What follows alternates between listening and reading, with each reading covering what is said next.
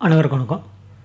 Canon xerox மிஷினில் இப்போ ஒரு குறிப்பிட்ட டாக்குமெண்ட் கொடுத்து ஒரு 10 செட்டோ அல்லது 20 செட்டோ கேட்குறாங்க அப்படின்னா அதை A4ல் ஒரு செட்டும் A4 ஒரு செட்டும் அப்படியே ரொட்டேட் பண்ணி வர்ற மாதிரி எப்படி எடுக்கிறது அப்படிங்கிறது தான் இந்த வீடியோவில் பார்க்க போகிறோம்.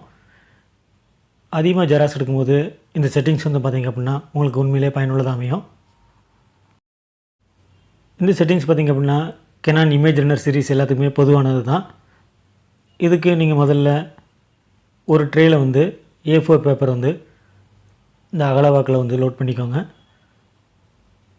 இங்கே சாம்பிள் காட்டுற பார்த்தீங்கன்னா தெரியும். இந்த பொசிஷனில் வந்து A4 பேப்பர் லோட் பண்ணிக்கோங்க.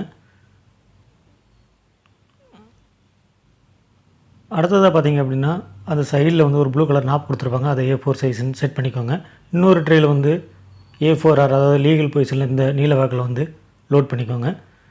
இந்த ட்ரேக்கும் வந்து பார்த்திங்கன்னா அந்த ரொட்டேட்டட் நாப்பை அட்ஜஸ்ட் பண்ணி A4Rன்னு கொடுத்துருங்க. A4R அல்லது LDR6 அப்படின்னு இருக்கும். இங்கே சைடில் பார்த்தீங்கன்னா தெரியும்.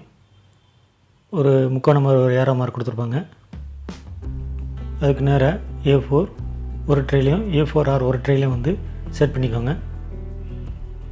இதிலே வந்து உங்களுக்கு சைஸ் கொடுத்துருக்கோம்.